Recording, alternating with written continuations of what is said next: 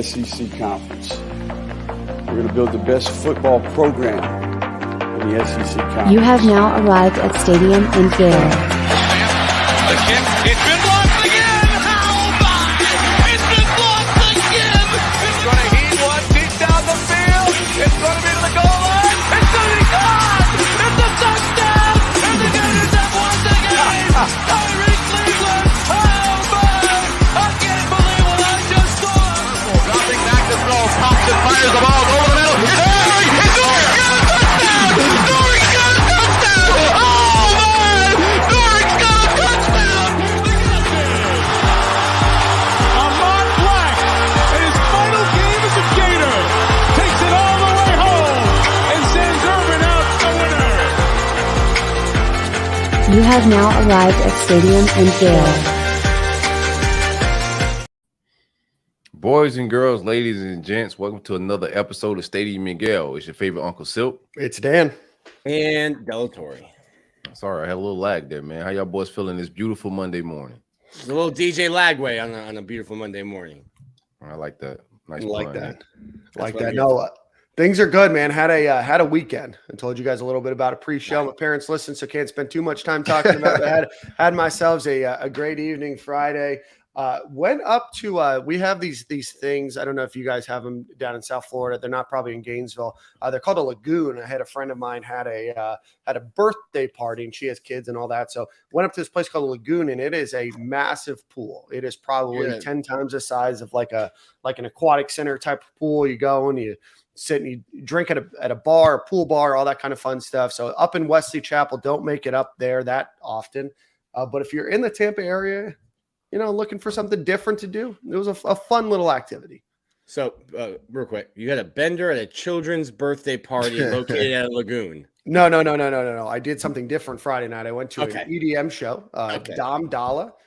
Wasn't too impressive. Seen him before at Sunset Music Festival and then at EDC last year. Really brought down the house at both of those venues. Here in Tampa on a random Friday, mailed it in. Didn't bring it out of the house? No, he did not bring down the house. It was fine. And I think if you saw this the first time, you might be like, hey, this was pretty good. But for a guy that's probably one of the top 10 DJs in the world, did not act like a top 10 DJ in the world on Friday night. What do you do at the DJ shows, man? Do they bring out people or like the DJ show? No. They press play. They have a USB. They plug that in. Mm-hmm. And just like what Nick did, you just kind of put your hands up, you vibe a little bit. They mix some songs, in and have some beat drops. And we got to take you to one. Just sliding things and pushing buttons. I think I've seen Stevie J a few times. I've seen a couple of those guys out in Vegas. I left and I was like, I thought such and such was performing. And I didn't really see anything. So no. It's just usually one guy. Dom Dalla was just him up on stage, and that's what they're doing.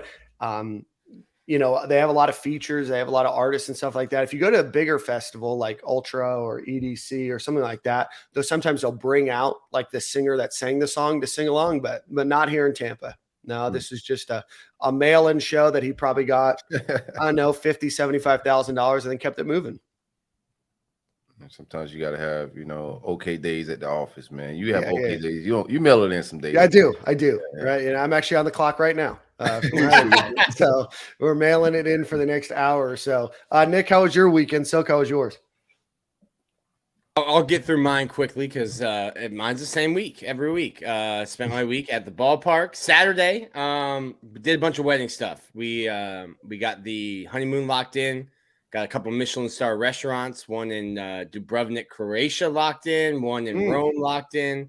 So we're eating good, but it was nice to take honeymoon planning off the list. So other than that, spending at the park watching the Missouri Tigers. I will say just a quick, one of my favorite things about Croatia, I've heard great things about it, but B, if you look at a map of Croatia, they completely severed off all of the coast from Bosnia. So they have the entire coastline down. It's a fantastic moment in history when you look at Croatia's map. Sounds like a war story there, Dan. It could be. My Croatia war history is limited. It's a little dusty. Well dusty. Never been to Croatia. Had a really dumb moment. I'm looking at pictures and I look at my fiance and I'm like, this looks a lot like Game of Thrones. And she looks at me, she's like, yeah, idiot. That's where they filmed it. And I'm like, wow. Okay, cool. Very good. Very nice. Very nice. Very nice. Silk, how was your weekend? Glad you're okay with the tornado that came through Palm Beach there. Yeah, I saw the tornado, man. It was good vibes down here. The weather's been a little Bro, that's wild. schizophrenic. Like outside of the natural disaster, dope weekend. Right. Good weekend, bro. I went up to Orlando, got to see Drewski. If you're not familiar with Drewski, he's a social media comedian, taking his act on the road now. But I enjoyed that show in Orlando. Very funny, from the stand-up to the skits. Surprisingly funny. I didn't expect it to be that good, to be honest with you. I'm a comedy enthusiast. I was gonna hold him to a high standard, but he delivered, man. He got some people writing his jokes for sure. He's getting better at this thing. So enjoyed the Drewski show. Ran into some Gators out there who's out there enjoying the show. Seen Miguel Mitchell, Chris McClellan, Leonard Richie, Princely Uman Nealon. Just ran into some guys, man, that I'm excited about the defense. Just hearing those guys talk shit with some UFC football guys that was also around and hanging out. Excited about the defense. Excited about that show that I saw this weekend. But overall, good weekend, man. Good deal. That Drewski's funny. But hilarious, stand up is a whole different thing. Right. So that's interesting to hear you talk about that. But he's funny, like especially his banter. You know, there's some things like I wouldn't get in the ring with a professional boxer, and then you go to like a comedy show and you get somebody drunk in the third row, like yelling at you. And I'm like, hey man, you are drunkenly getting in the ring with a boxer. Like that person on stage is there for a reason. You're not picking your fights well. Yeah, trained professional up there, man. Yeah. Yeah, it's a completely different world. I actually asked the group chat a few months ago. I forgot who said not to, but Drewski came to Tampa or was about to come to Tampa. I said, hey, should I get tickets? I said, no, stand-up's very different. So glad that it worked out. Well, if you do, there's I don't know if it was Chris, somebody in the group chat that said, nah, I wouldn't do that. But if you do like back and forth comedy with like the crowd, there's a comedian that I found on Instagram. I guess he has a couple specials now. Matt Rife, he's really good at that kind of stuff. Funny. And then I got to I'm going to see Nate Bargatze again here in a few months. So excited about seeing him. So yeah, well, let's get on to the show, boys. So glad you had a good time. I guess David Haas and him are doing. Yeah, shout out to David Haas, man. They're gonna be. I'll let David Haas introduce his company, but they're starting a sports agency, NFL business. Him, Drewski for life for sports, something like that. And he'll roll it out on his own terms. But I was around them this weekend, got to see a lot of the things they got going as well. Very dope stuff, man. Shout out to David Haas, who's been on the show before, talking some NIL with us.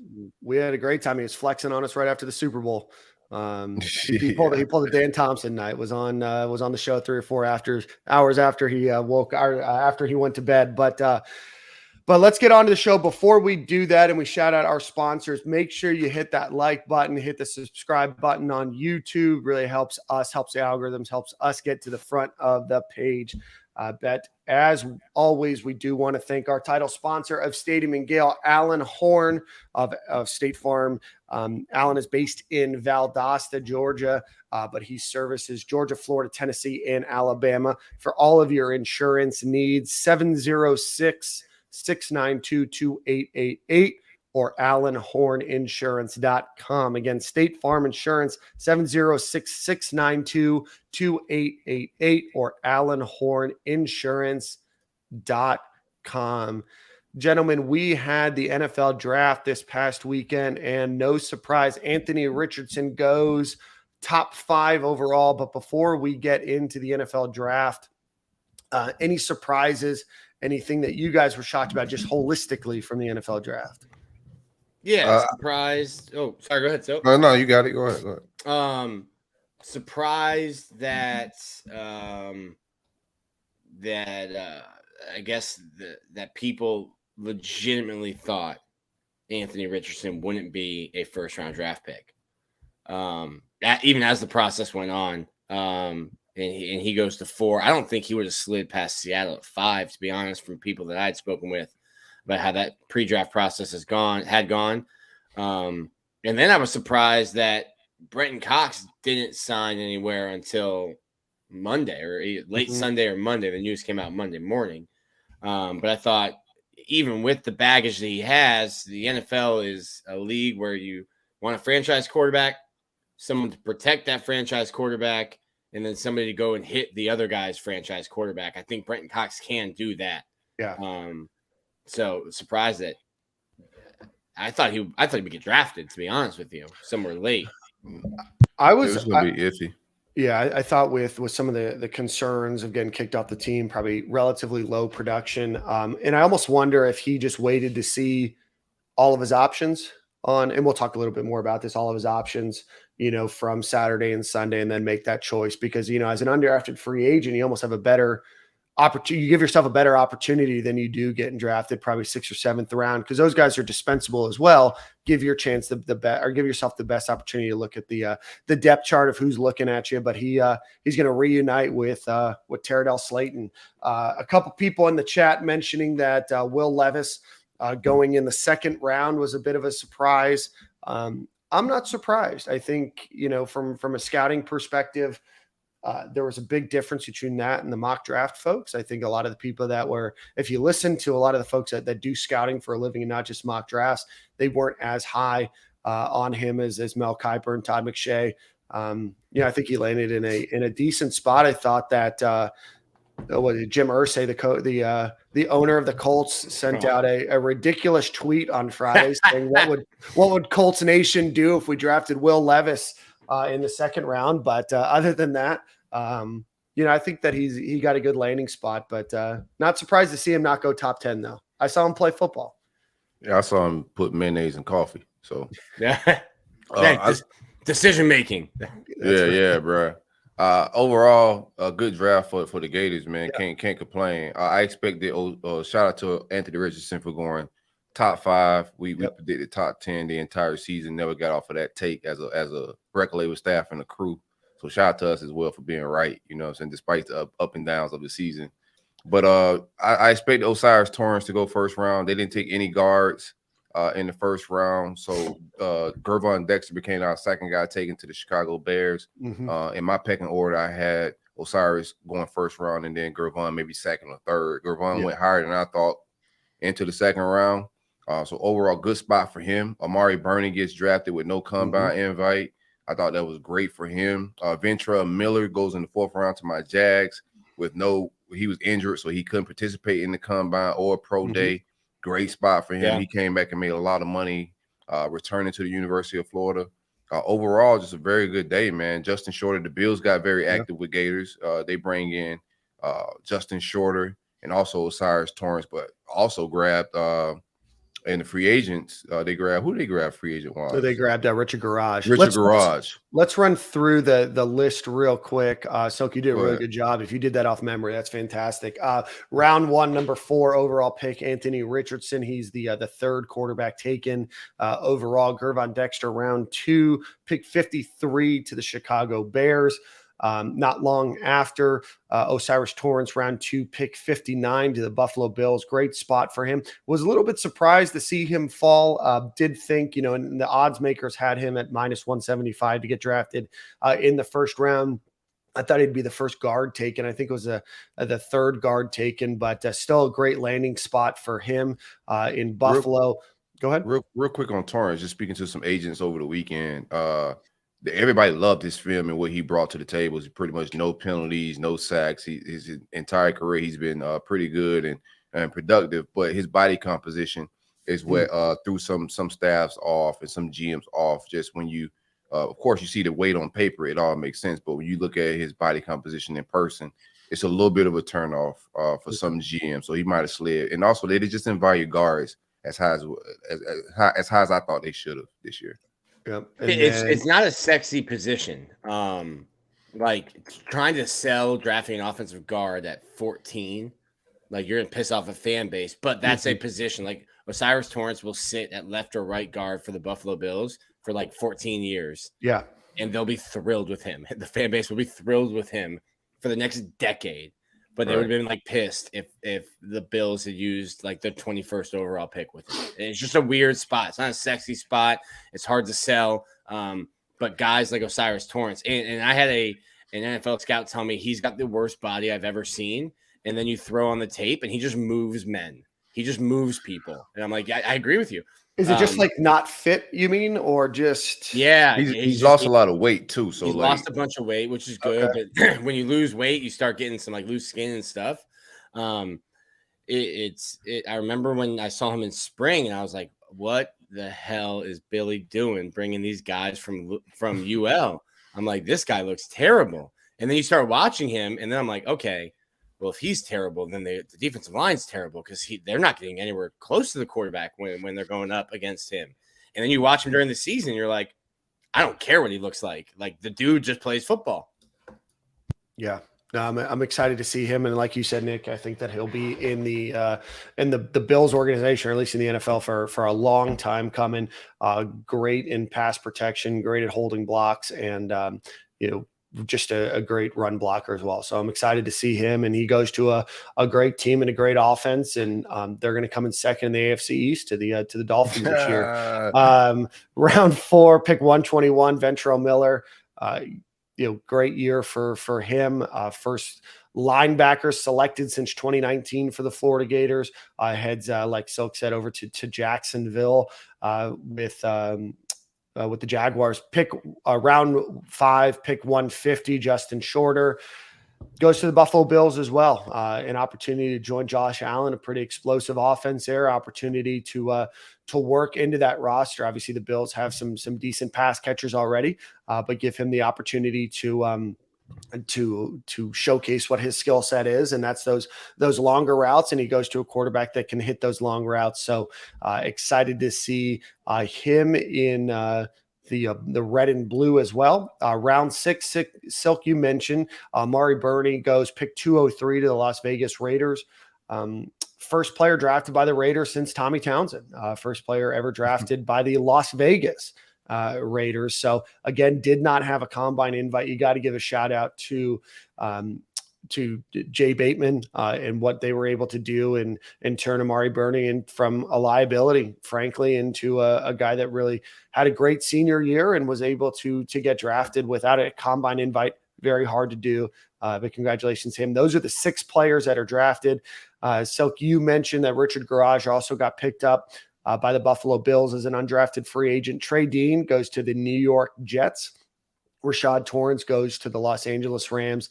And then, Nick, you mentioned Bretton Cox gets picked up by the Green Bay Packers. Yeah, and I don't know if I've told this story, but Jay Bateman kind of won me over. I think we were waiting for an interview somewhere. We were in the Heavener Complex, the football facility, and Bateman. And it was before the season even, and the Raiders were one of the teams. Bateman was just going to bat for both Ventrell Miller and Amari Burney. And at this point, he'd only been around them for a couple months, but and a lot of people, when I've told this story, are like, "That's what a coach should do." And I'm like, "Yeah, it just impressed me." Just giving you my opinion.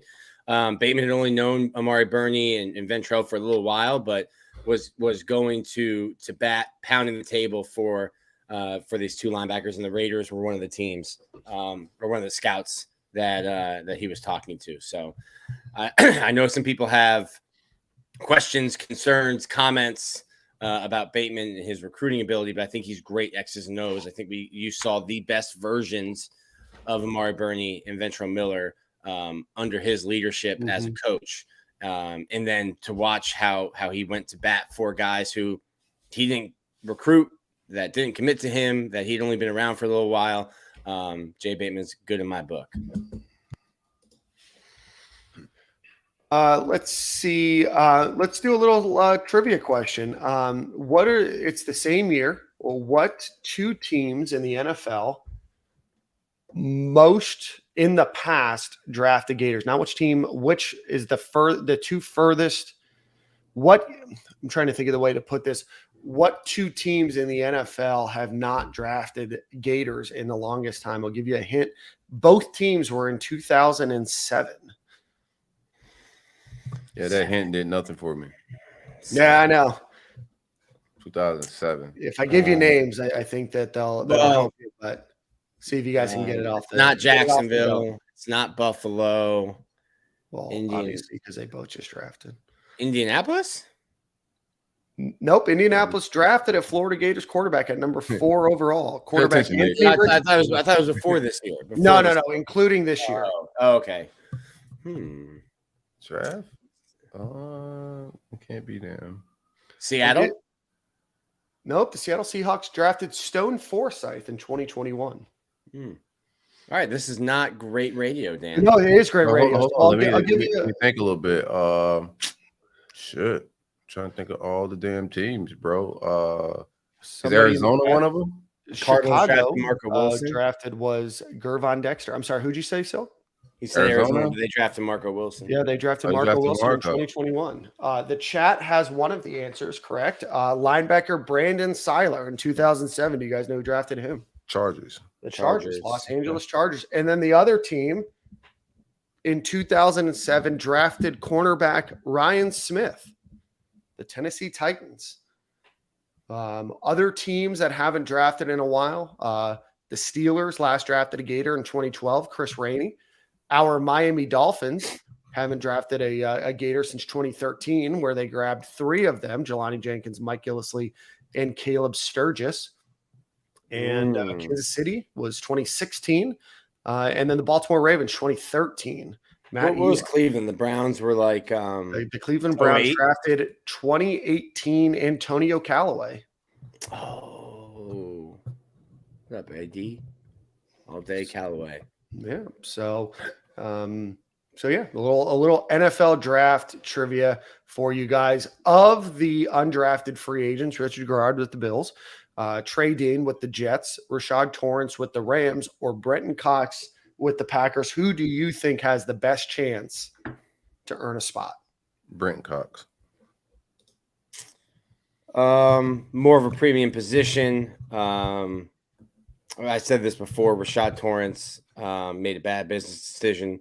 Mm-hmm. He didn't need to play college football at Florida this year, but he needed to play college football another year. I'll go with Trey Dean. Just every scout I've talked to, I was surprised he wasn't drafted. Mm-hmm. Every scout that I talked to, they like him a lot. I think Trey Dean might need to be humbled a little bit because he's going to need to make a roster by playing special teams, by playing all of the special teams, something that when you're a redshirt junior and senior, you're not being asked to. So it's something he hasn't probably done since maybe his sophomore year. So he's going to have to make a roster through special teams. I got Garage at second. I think Garage stands a chance. I don't know. The NFL carries offensive linemen a little bit differently than obviously college. Obviously, there's less spots, but you have a lot of utility players. I think that Garage could probably play both tackle and guard. I don't dislike that take, Silk. I'd have to look at the Bills' offensive line right now. But if I remember correctly, watching them lose to my Dolphins the last few years, but still watch those games where they've been successful. They've had really great pass protection. So I think it depends on what salary cap certainly looks like. I think Garage has a spot in the NFL. I do like your take on Trey Dean and playing special teams, Nick. I do think that he makes a roster, but I think I'm going to go with Brenton Cox. I know that the Packers are rehabbing their roster this season. I know that pass rushers are where they do need some help, and I think that Brenton Cox can be, the guy that goes and does attack the quarterback. He's got to be a multi-tool player in the NFL because there's guys that are bigger, faster, and stronger than him on those offensive lines. But I think if Brenton Cox can get his mind right, he has a lot of talent. It's just a matter of putting it all together. But I think all of them, I struggle to see Torrance in the NFL, but I would not be surprised if 3 of those 4 are not on a practice squad or on a roster somewhere this upcoming year. Yeah, I think what hurt Garage is him being injured and not being able to work out. I thought if he worked out, he's more of an athletic offensive lineman that would have shined in workouts, but he was battling some injury stuff. I think he makes a roster fairly easy. Watching just former linemen in the past. Fred went on and to the Steelers, I think, that picked him up. But he's had a pretty good career. He's been in a couple Super Bowls, if I'm not mistaken. Yeah, Fred Johnson. Yep. Fred Johnson, yeah. Former Royal Palm Beach Wildcat, my alumni, man. Shout out to Fred. But I think Rich is going to make some money and be around the league for a while as an offensive lineman, to be honest with you. We'll see how it all pans out. It does depend on their depth chart. But that's the thing about free agency. You get to kind of just sit back in the bushes. And once you got picked in the 5th round, in my opinion, you kind of want to go undrafted free agent and choose your spot because you're not getting a big bonus. You're not getting – it's not a lot invested in you to keep you around during camp. They'll cut you just like an undrafted free agent. But undrafted free agents get to choose their spot. So we'll see, man. I think Rich is going to be all right. I remember saying that about Tyree Cleveland, because Tyree Cleveland was drafted by the Broncos, but in the same year they drafted like Judy 5th overall or 4th overall, whatever that was, and then a receiver in the 2nd round. And when Cleve got drafted in the 7th, I was like, oh, he's screwed. He's screwed. They just invested tens of millions of dollars into players in his position. But shout out to him, and kind of on the same note I was talking about trading, Tyree was like, all right, bet. I will be on all 4 special teams. I will make myself valuable. If you're a late round pick or an undrafted free agent, you have to fill multiple roster spots. You're not just a left guard. Like Richard Garage needs to be on the punt team, on field goal, on punt block. He needs to be on every available special teams. You have to make the GM say, hey, this guy fills 4 different roster spots for us, so he's valuable. Right. And that's where Brenton Cox should get an opportunity as well in special teams, being able to kind of bull rush and everything else. We'll see. But let's get into the 2024 draft as well. Let's talk about a couple names there and who you guys think might go first overall. Not first overall. What Gators do you think will be drafted, and kind of where do you think? I've got some names here: Jason Marshall, Ricky Pearsall, Princey Uman-Milan, Montrell Johnson, Austin Barber, Damian George, potentially Cam Jackson, Jaden Hill. What are those guys? Micah Mazuka is obviously a name too. Tyreek Sapp, if he has a big year. Who do you guys think are some folks that could get drafted? And do you think the Gators have any first-round draft picks on the roster? First round is going to be tough to come by. Looking at the roster right now. There's some guys that could possibly play their way into the first round, but don't foresee that. I think Jason Marshall is going to have a big year. Looking forward to his season. Definitely, I think I got him right now, like 2nd, 3rd round pick. Just foreseeing what he may. His development, I think he's gonna have a huge year. But a lot of Gators gonna get drafted next year, but I don't know if we have any solidified first rounders right now on the top of my head. Yeah, I think first round might be tough. I'm interested to see with Corey Raymond. I don't think his input was taken as much as he wanted last year in terms of the coverages that Florida was playing. And we even said on this show, like, hey, did we just put too much expectation on Jason Marshall? Maybe he's not him. And I think if you start seeing, I think he's a press man corner.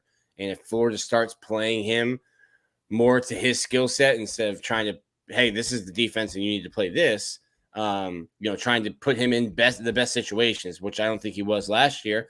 Maybe he plays himself into that.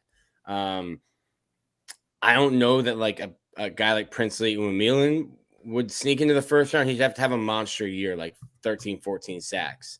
But as I said before, he plays a premium position as a pass rusher in the NFL. So guys at his position with proven stats and measurables get drafted in the first round. He definitely looks the part, bro. Like, and being around him this past weekend, bro, like, he's a huge kid, it's solidified size. He got NFL pass rusher size. I think he had 5 sacks last year, 10 tackles for a loss. So there's a lot of upside to what he could possibly be. If they moved him around a little bit, he should get more reps this year. If anybody, I think the 2 that have a shot at going first round will be Jason Marshall and Uman-Milan. And we'll see what Cam Jackson could do at defensive tackle. He's getting a lot of hype as well. Yeah, I think the only other person it was mentioned in the chat too is if Austin Barber has a really good year. He, freshman All-American last year, or Premium position. freshman All AC or SEC, pardon me, premium position. Really depends on the growth from this or from last year to this year. But I think I agree with you guys. I think it'd be tough. Unless Jason Marshall really improves from last year to this year to go in the first round. Montrell Johnson, I think, could go to the NFL next year. I think that he's probably a third or fourth round guy. Micah Mazuka, even if he has a great year, probably falls in the same situation that we were talking about before, where guards don't go very high in the draft. Where do you guys think that Ricky Pearsall might go? I think Ricky Pearsall is a third or later. Mm-hmm. Third would probably be a ceiling. I love him as a player. And when we were talking on this show about should he leave or should he go, I thought, I don't know what else he proves by coming back to school. Now you might make more money with Florida Victorious and through NIL than you would have as a 6th round pick in 2023. Sure. And you get some more tape. I think Ricky Pearsall is what he is. He's a really good player, but he's a 6-foot slot receiver in the NFL. We'll find 6-foot slot receivers everywhere. Yeah, he's gonna be a money guy. I think like he won't get drafted real high, but once he get into the league, God forbid any injuries, anything like that, what he could do at the slot position is, I think, like his route running and the way he moves is a lot like Wes Welker, a lot of guys that play out of the slot. He's gonna make a lot of money once he get there. Interesting comp there. So easy comp. I would say Julian Edelman maybe. Yeah, that's a good one as well. Okay. I was gonna go Chris Doran, but Chris Doran went outside a little bit. Yeah. So I'm seeing a trend here. Yeah. I see a trend here. Coach's son. Yeah. Lunch pail kind of guy. Blue collar, last out kind of guy. Pro Football Focus, their college version, has Jason Marshall ranked as the 8th best quarterback prospect in the class of 24. As not first round. Walter Football has Ricky Pearsall as the 12th best wide receiver prospect in 2024. And I think, that's really it in terms of where they're ranked in the top 15 of those of Florida players.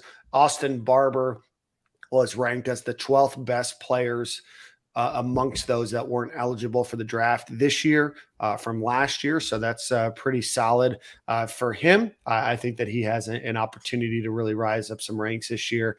But unless Florida gets into the transfer portal, and we're going to talk about that here in a second, I think we might go 0 for next year in the first round, but certainly a number of players that are eligible for the draft, and we won't be wait until probably the 5th, 6th, 7th round like FSU and Miami had to this year. Let's get in. Real quick. Where does Jordan Travis go next year?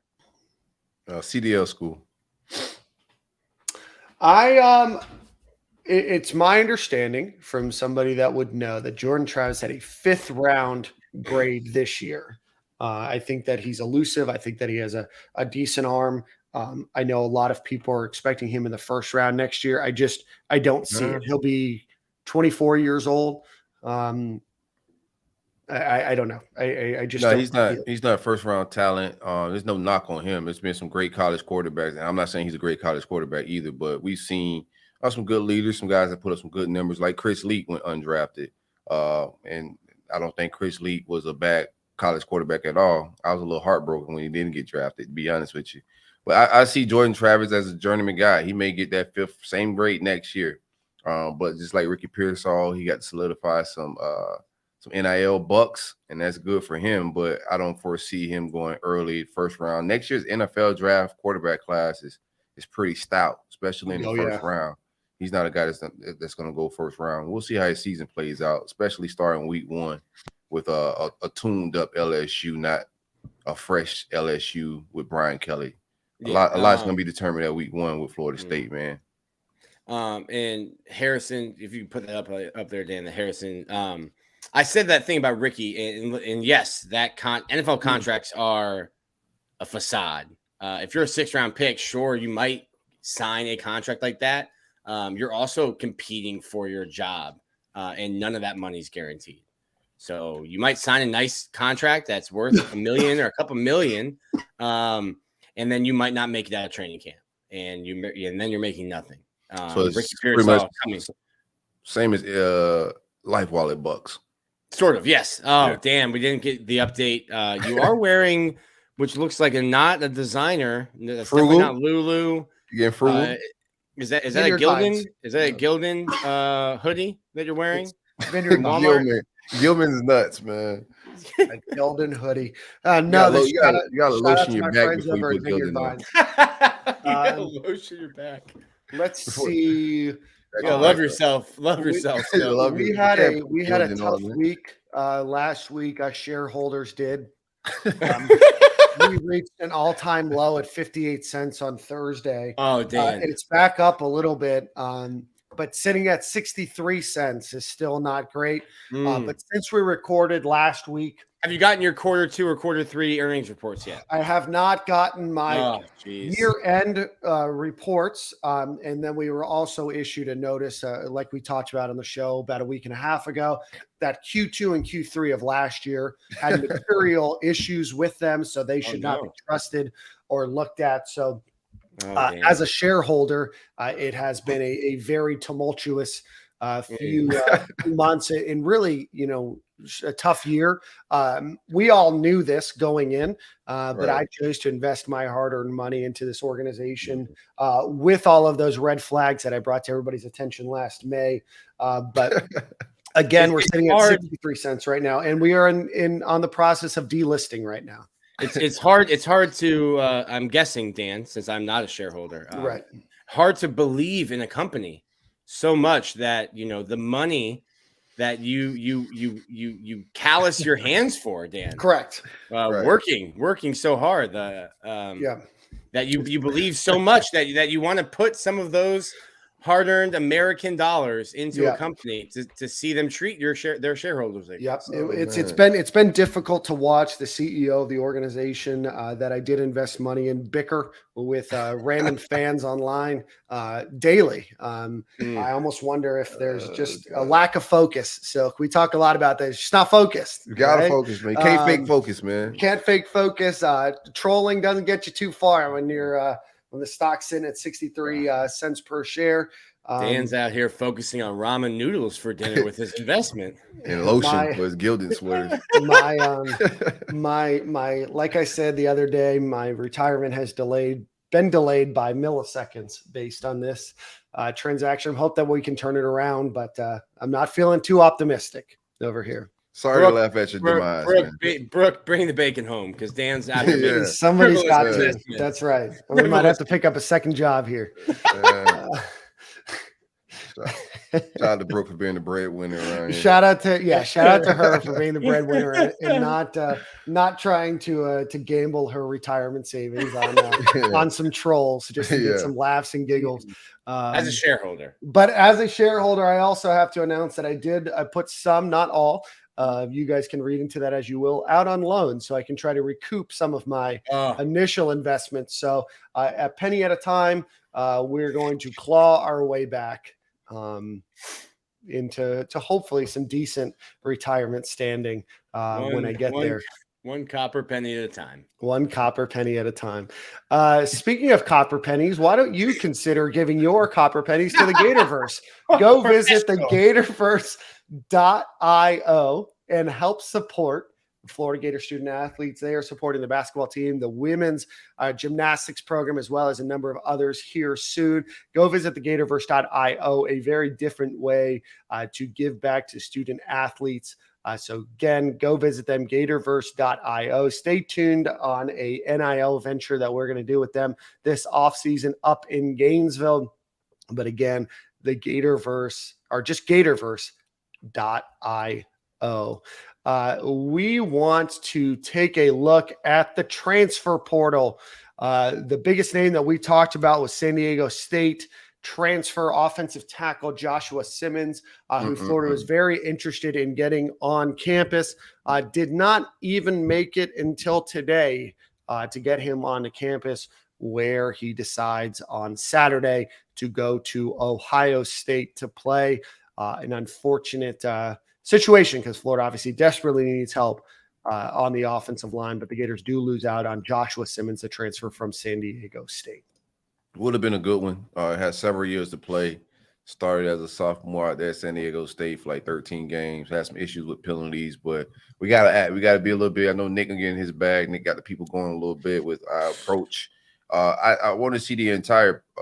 I got some takes as well, and I want to see the entire how everything closes out. The offensive line is a spot. Now I have to survey the land and see what our options are. But that was a big piece I thought we could have brought in to solidify some depth that we missed out on. I don't know if we're dragging our feet. We had a visit set up.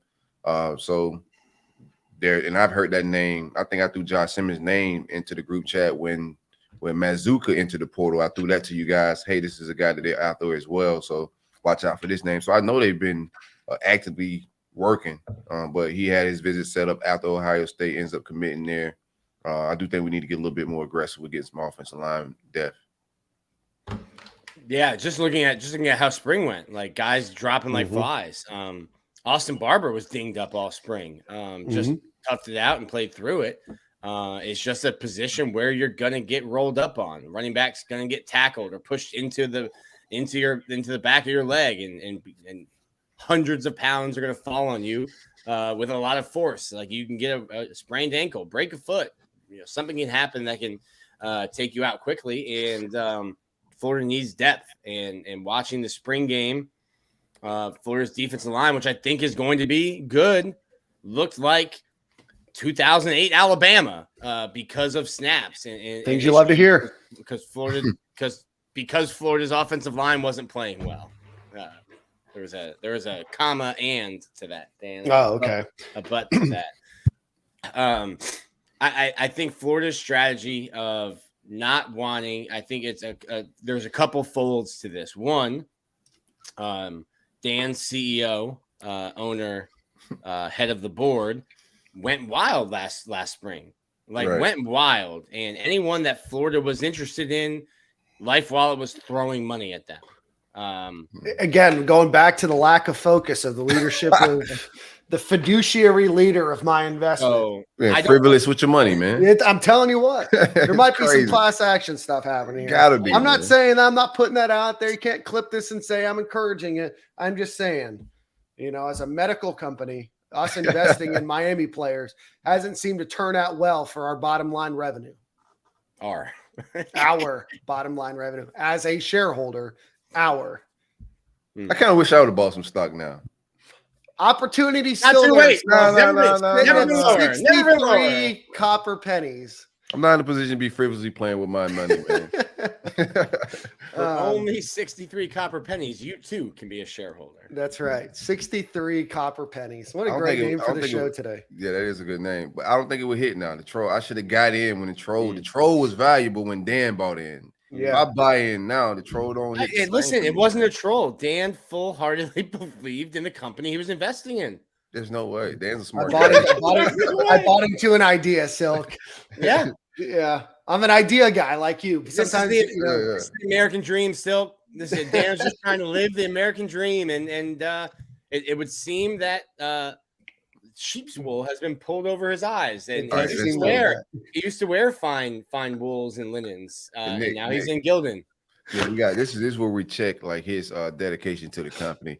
Dan, show us the Life Wallet app on your phone right now. I don't have it. I have a similar company, bro. I have a similar product on my phone. It's called Apple Health. It comes standard on an iPhone. It does just come with the iPhone. You're right. Back on track. This train has derailed quicker than Life Wallet stock post launching. So back on track. I think Florida last year was unprecedented. I had writers from all over the place asking like, yo, what the hell is going on? I'm like, dude, this is the Wild West. The NCAA is not policing anything. And Florida and Miami are just swinging around and Florida's losing out on battles because Miami's just going to pay more. Right. And good for those kids. Honestly, good for those kids. If you're making money. Great for you. I think any student athlete should be able to make money. Florida was losing those battles. So part of the reason why they didn't want their strategy, their plan out was because it did not work well last year. And you have no idea what other schools are going to do. The other part of the reason is Florida didn't want to lose other guys on their roster. Right. With the transfer portal, you can pick up and leave. If you don't like the way the things are going, you can pick up your ball, hit the portal. Which closed yesterday, by the way, right? It closed yesterday. So you cannot enter your name into the portal. If I, Nick Del Torre, Florida punter, looked at the roster and said, I'm just not getting past Jeremy Crawshaw. I only have one more year to play. And I walked my little legs down to compliance today. They'd say, sorry, buddy. That's closed. Enjoy carrying Jeremy Crawshaw's boomerang to practice. And blooming on you. He has a boomerang for real? It's in Australia. I have a boomerang. Yeah, it's just an Australian thing. I think Nick would carry a boomerang from Australia up there. Yeah, that's racist. So that's part of it. That's part of it. And to me, you have a 6 and 7 roster. Maybe some of the guys need to walk. So I don't think Florida, in my opinion, I don't think Florida was competing the way that they should have, and not wanting to bring guys onto campus because you didn't want to have guys on your roster start counting and being like, wait, why are they bringing in 2 safeties? I play safety. Maybe I need to get out of here. Trying to protect your roster by not having guys come on until April. Josh Simmons was able to go and visit Oklahoma, go to visit Ohio State. And we don't know. Maybe there's NIL numbers that Florida didn't agree with. But Josh Simmons is a guy who, if not a starter, would have been in a rotation and would have played for you this year. And your decision not to have guys on campus until May led you to lose someone. Now, listen, I don't run the program. I'm not betting my job on this strategy. Florida's coaching staff is betting their job on the strategies they're making with day-to-day decisions, because all these day-to-day decisions add up to wins and losses. And if you have more losses than wins, or not enough wins, even if you have, Ron Zook got ran out of town and he won 8 games a year. They're betting this strategy. They're betting their jobs on it. So who am I to tell them that they're wrong? Just a guy who writes essays on the internet, man. Well, yeah, they got to protect their roster. Just like the safety we just brought on. And, it's just a lot of smoke about Kamari Wilson. If you go check Florida State of Miami message boards, they all think they're getting Kamari Wilson. And you see we brought our safety on.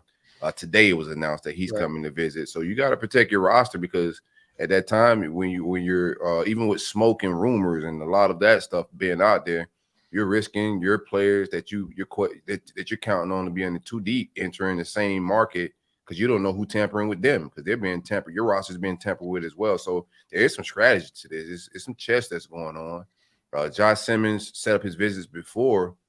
He's at Ohio State the last day the portal's open. So it looks like they had some strategy for it as well.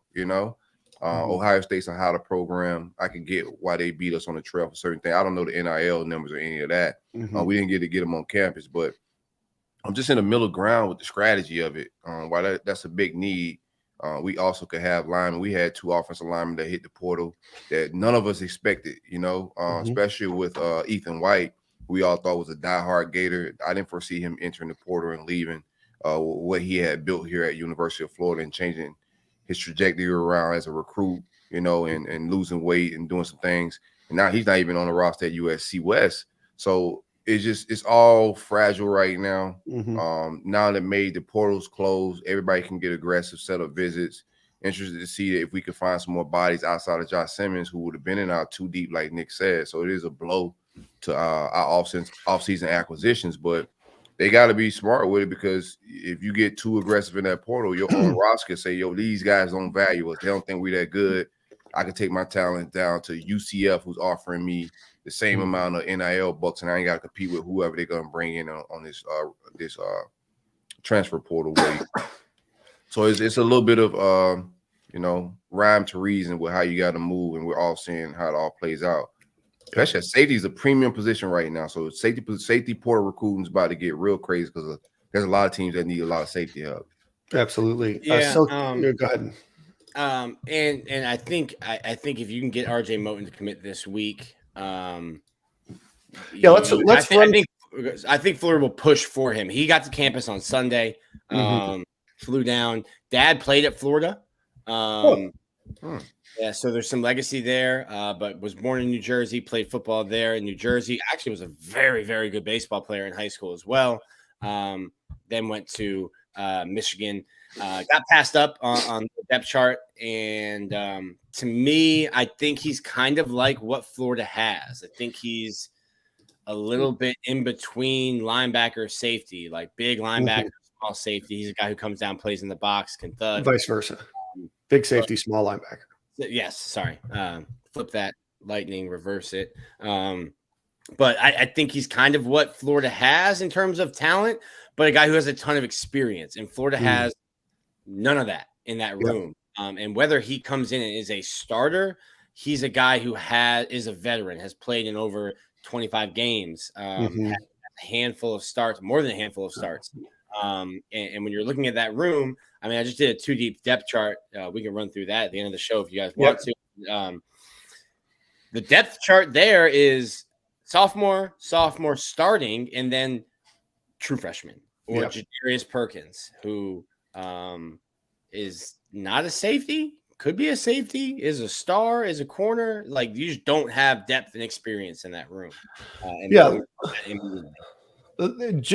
know we've mentioned the name a few times. RJ Moten is who we're talking about. He played a little bit at cornerback, also played safety, is a bit of a tweener, 6 foot, 223 pounds, has 3 years to play too. Appeared in all 14 games last season, played defensive back in 13 of those games with 10 starts at safety.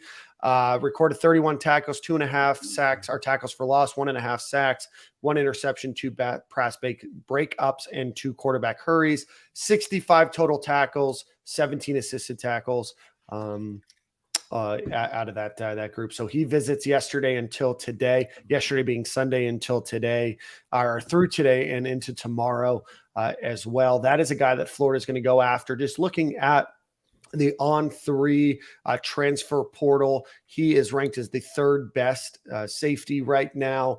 Jalen Key from UAB is in the transfer portal as well. Rhode Island safety Antonio Carter is in the transfer portal. Both look to the On3 prediction machine has them both to Ole Miss right now. Don't know if that's going to be the case.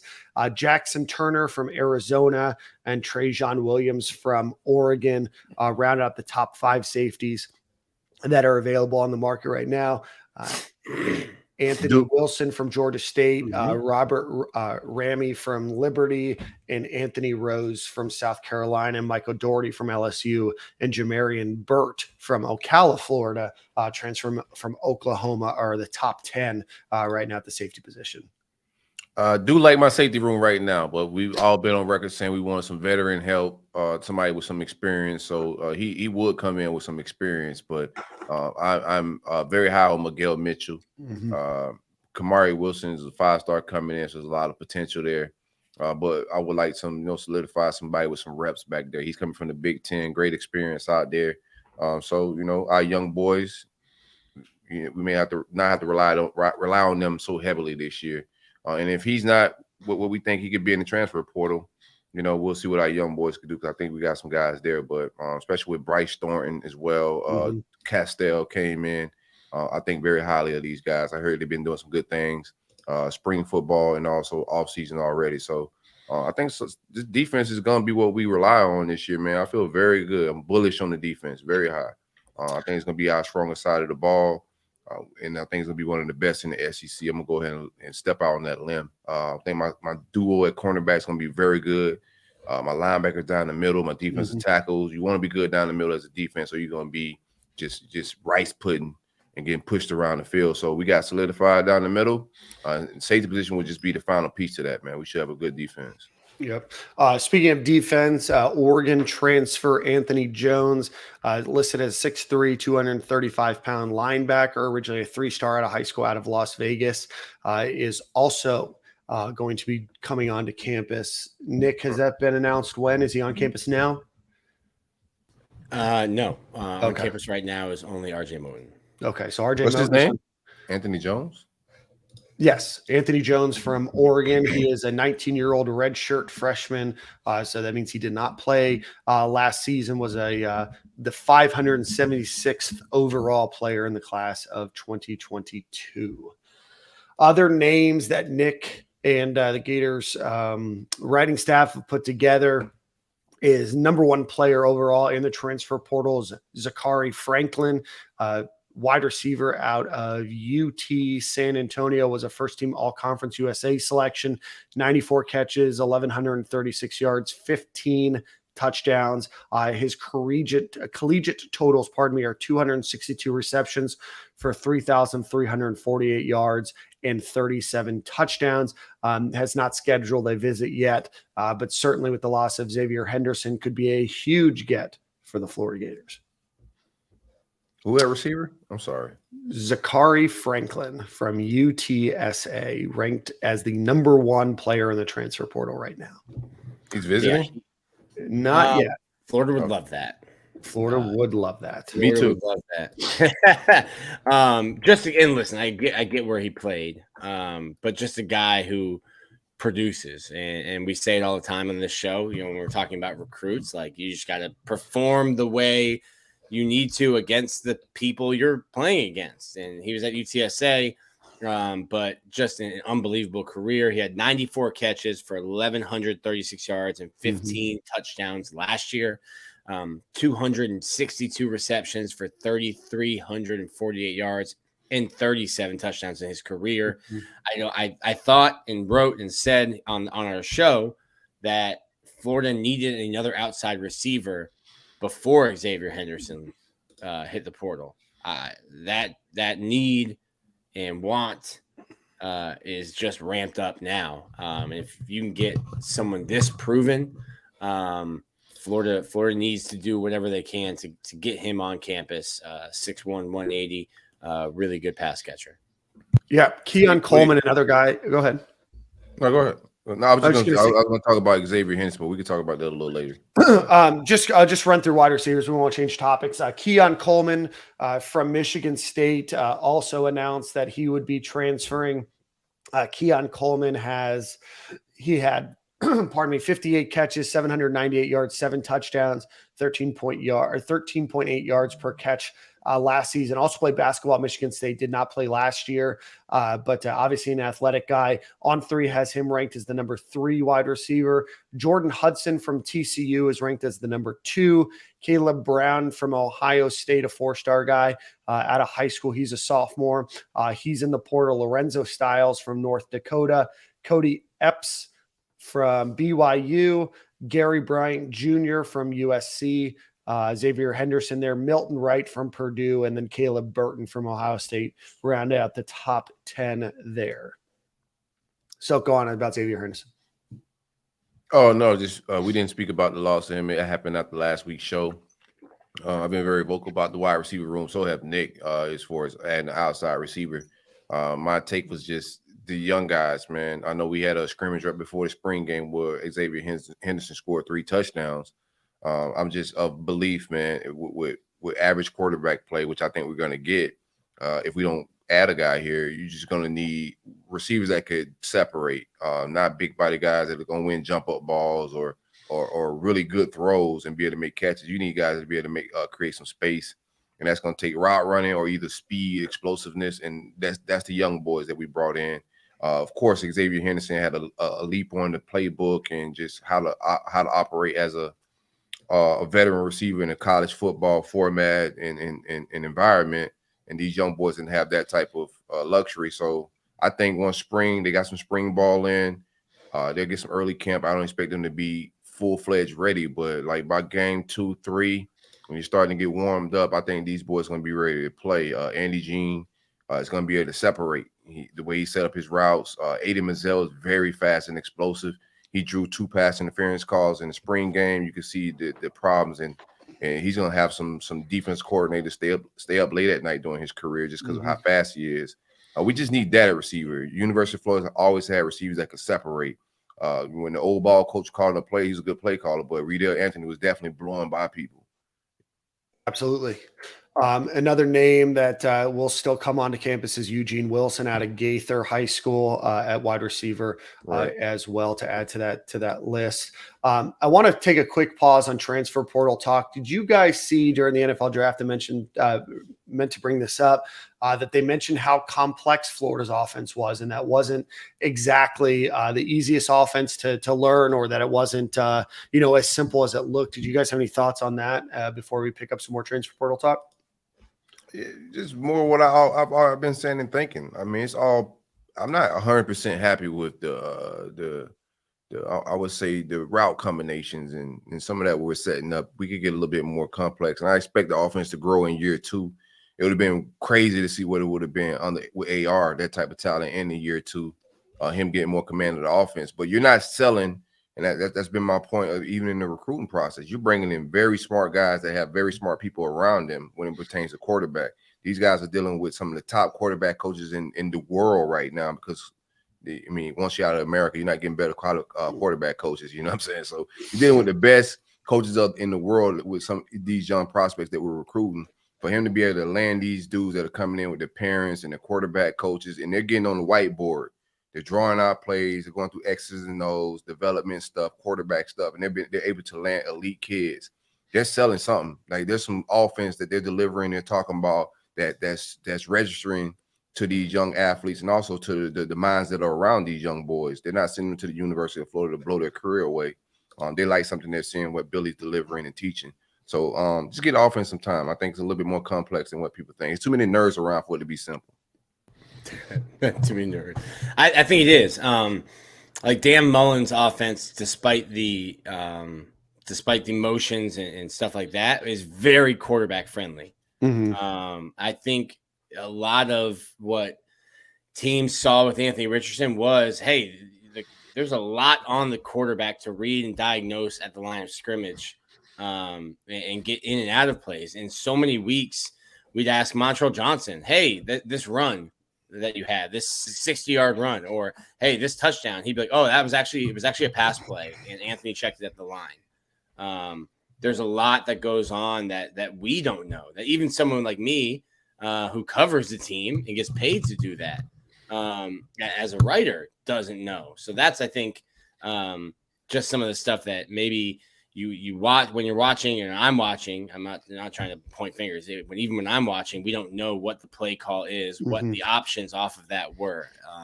So it's good to hear that, for as much crap as Billy's gotten for his play calling and game time decisions, that maybe there's more underneath the surface, like an iceberg, Dan. Like an iceberg. Let's see. Back to the transfer portal talk. Alton McCaskill, is another name that has been mentioned to the University of Florida. Matt Zenitz said that Colorado could be a team to watch, but McCaskill was the 2021 AAC Rookie of the Year, coming from Houston as a junior, ranked as the #1 running back in the transfer portal. Right now, if you look at the On3 recruiting prediction machine, Florida is listed as the team to beat right now. Would be a little bit surprised. Seems like a position of luxury for the Gators. Obviously, if you can get a talented player, Florida could lose a running back in Montrell Johnson, to the draft next year. But certainly, with the addition of, with the roster of Johnson, Etienne, Kim, Carroll, if Florida needs another running back, I don't know if I see that right now, especially where Florida only has 5 spots open. It might be a wait and see approach at the running back position. But any thoughts on him? It makes up for the. Go ahead, Nick. You got it. I think somewhere else would probably be Colorado. Seems like a good landing spot. They've got a lot of openings. They got wide open spaces. They had 83 scholarship athletes in the 2022 season. 13 of those scholarship athletes remain at the University of Colorado. Florida Gators offensive line transfer David Connor announced that he would be going to Colorado. But so go ahead.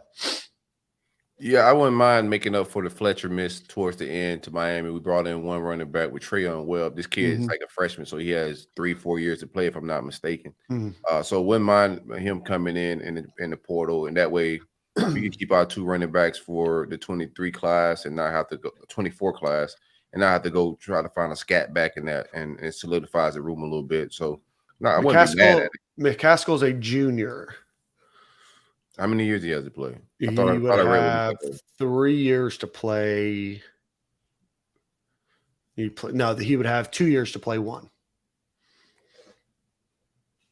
Yeah, I'm not really excited about that take. Then that's one we could, if we get, we miss, Right. we miss. But I don't really see the value in bringing him in 1 year.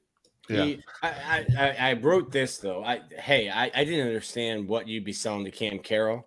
Cam Carroll picks Florida, only has a year to play. I love Montrell Johnson and Trevor Etienne. I thought that's a tough sell. But if I'm going to be hard on Florida for their strategy, I'm not going to be hard on them. Hey, if you see a guy that can help you, and if you think this guy can help you, he's one of the best players in the country at his position. Cool, swing.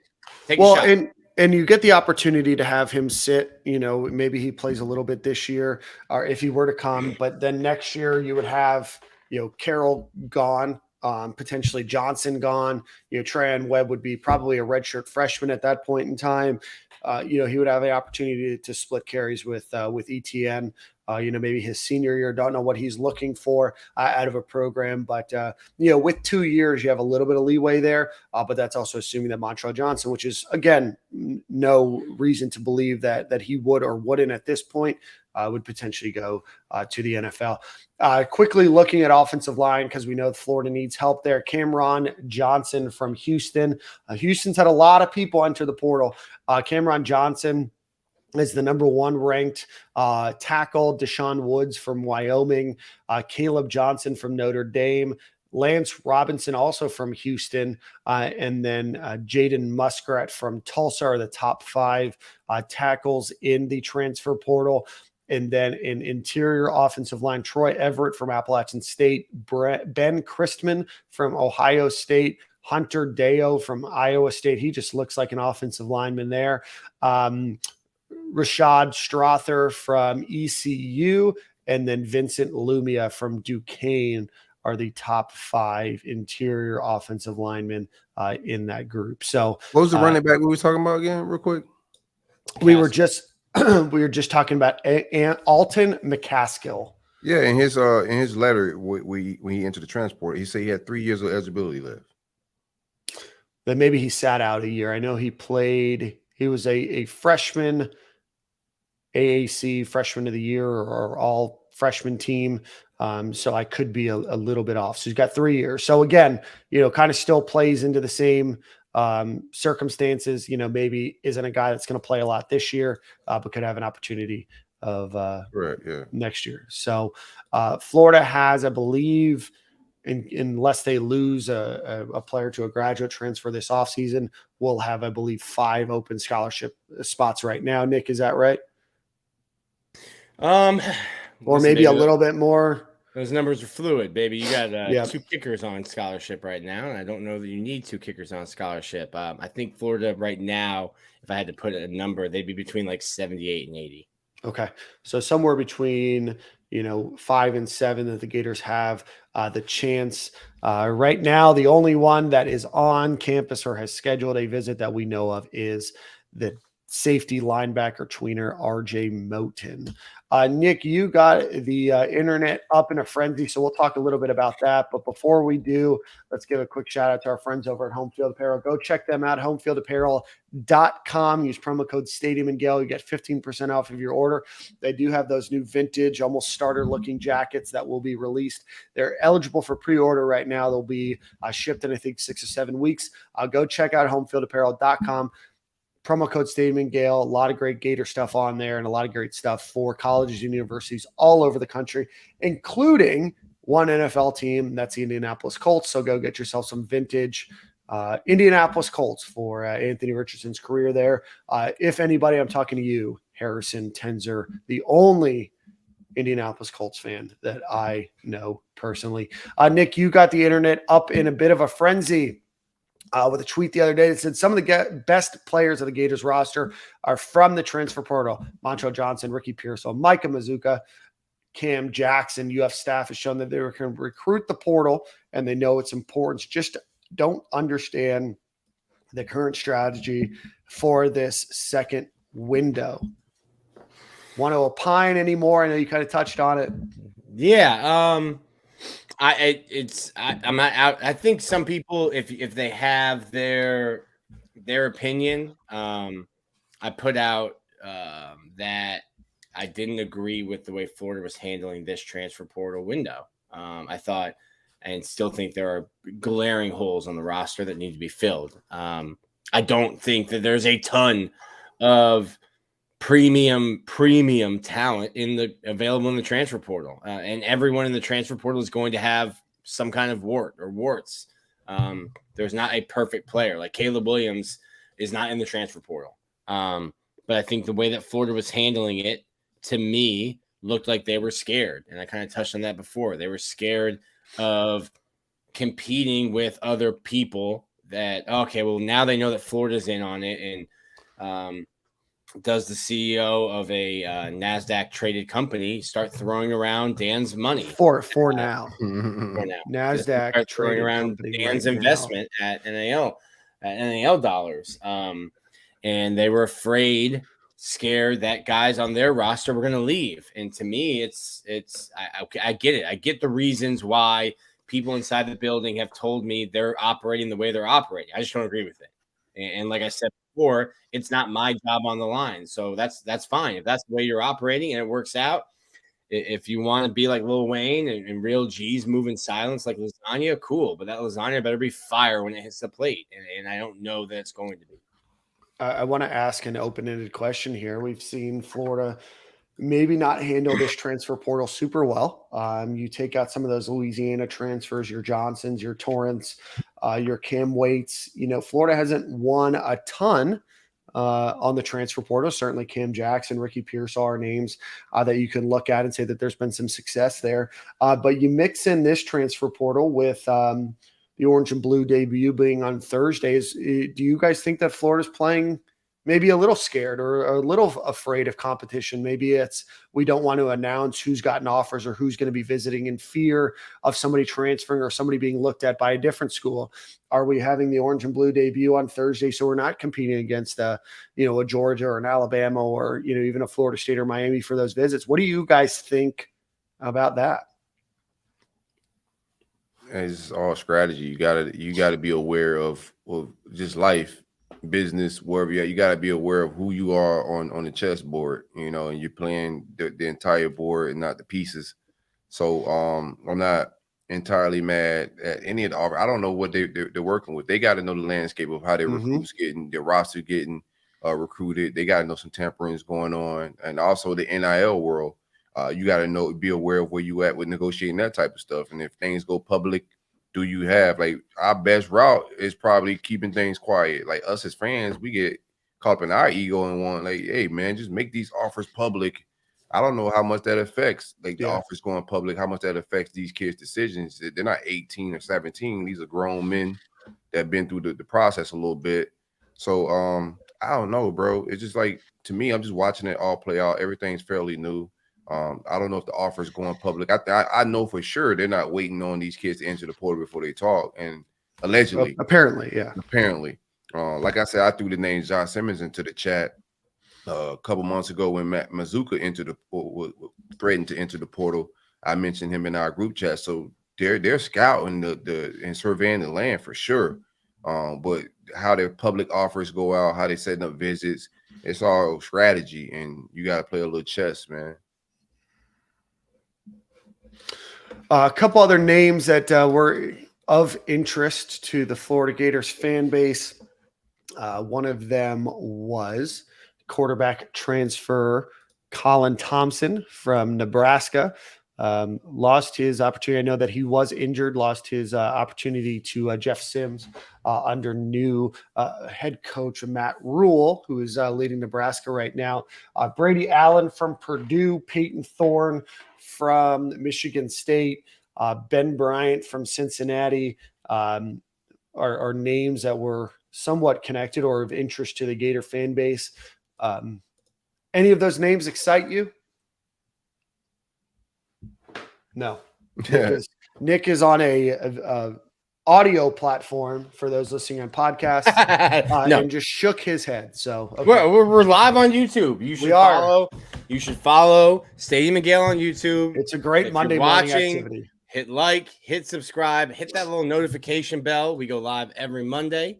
Visuals slap different. If you're on audio platform, definitely. Even if you're on audio platform, you don't have YouTube, go make a YouTube account and show your favorite podcast some love and subscribe. How about that? How much does it cost? How much does it cost to subscribe to the YouTube channel? Oh, it don't cost nothing to show love unless you're a hater. If you're a hater, it just costs some of your some anger and upsetting your day to show some love. But for us normal people, it don't cost nothing to show love. Love is free, baby. Hit the subscribe. YouTube don't charge you $0. So none of those names excite any of you guys. Brady Allen, Peyton Thorne, Casey Thompson, Ben Bryant.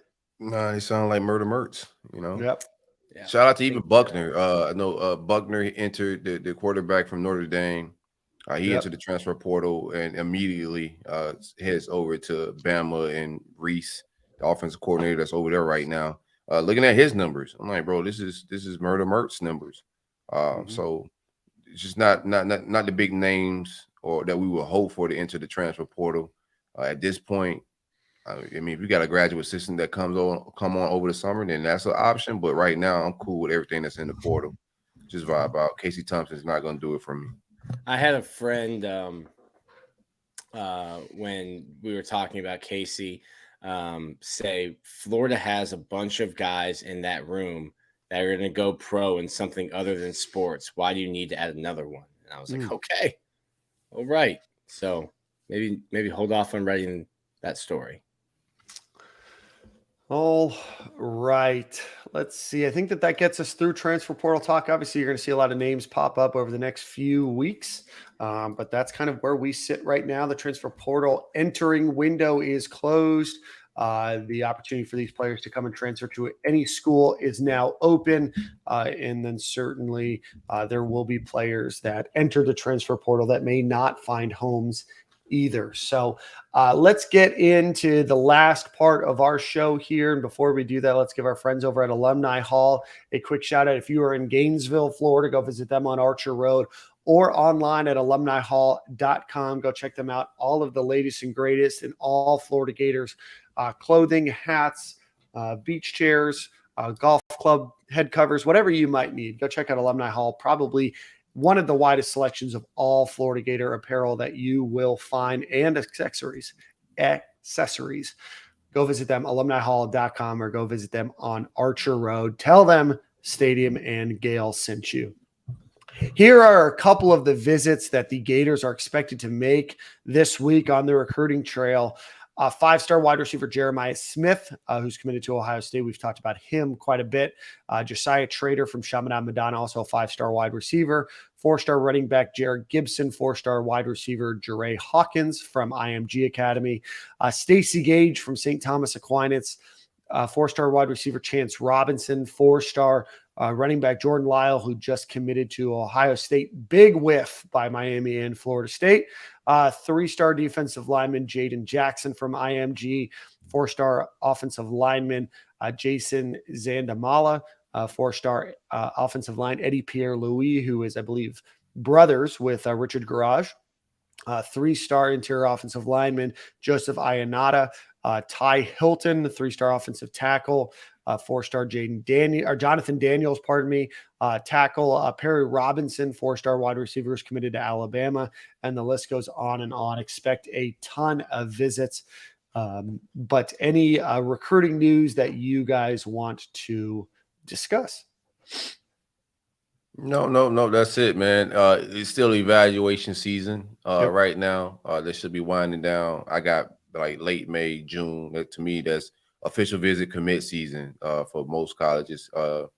So that's what we eyeing right now. We should start getting popping late May, June, July should be the months where we start solidifying the class. All right. And then finally, as we get to the end of the show, on three, new writer for Gators portion of On Three has been around the Florida Gators program for a long, long time. Keith Niebuhr, who's been with On Three for probably a week and a half, 2 weeks now, announced that the Gators might be looking to add women's beach volleyball, of interest to probably many of our listeners. Florida obviously has had a ton of success in full court volleyball, but certainly adding beach volleyball. I know Florida State has had a pretty decent program, and I know would be a very welcome addition to the Florida Gators athletic portfolio. Mm-hmm. Might have to do a Stadium and Gale event there. Who knows? Oh, yeah, I'm with it. We'll wait for more details. In basketball transfer news, the Gators have obviously dominated the portal there. But Todd getting busy, man. Shout out to Todd Golden, man. Shout out to Todd Golden. I believe the Gators Portal God Todd. God Todd. The Todd Gators better win this year though. You got Todd. You running out of time, baby. I know you came on Stadium and Gale, but you got to get to the W's this next season for sure. No excuses. Tyler Perry, spelled differently than proclaimed actor and Great director. movies. Yeah, Tyler Tylor Perry has announced his decision date will be tomorrow, May 2nd. He lists his finalists as Florida, Ole Miss, Kansas State, and Texas Tech. He is ranked as the number 48 overall transfer in the country and was the NIT most outstanding player. So wait for him to announce, but that will be tomorrow. I know that Florida feels confident, but obviously his decision will be announced then. In other news, Florida Victorious is doing a $2 million match challenge for the month of May, and that starts today. So again, we had Nate Barbera on, I believe, 2 weeks ago to talk about Florida Victorious and what they're looking to do. But again, they are doing a $2 million match challenge in the month of May. So go check them out. And then finally, if you are in Sarasota on Wednesday at the Billy Napier speaking event, I will be there bringing along my good buddy Paul Sammons to join me as well. But if you are there, make sure you come say hello. But if you are also looking for something to do and you live in the greater Tampa Bay area, that is the only place that Billy Napier is going to be speaking this offseason here in the general area. So Crawfish boil Paul. What it do, baby? What up, Paul? What it do, my guy? And if you're a Patreon member to Stadium and Gale, Dan's gonna take you on an old-fashioned Tampa bender. Yes. Oh, yes. Yes. That can be a nice little perk. But again, as we end our show, if you are watching on YouTube, please hit the like button. Please comment. Please subscribe. Do all of that stuff. It really helps the algorithms, helps us grow, helps us bring you more content. If you are listening on the old-fashioned audio medium, we really still do appreciate you doing that each and every week. It's great as we've increased the amount of stuff that we've put out on YouTube. The number of subscribers and listeners that we have on the podcast apps is still staying very high. So we appreciate you guys listening to us at least once, if not twice or 3 times. So keep doing that.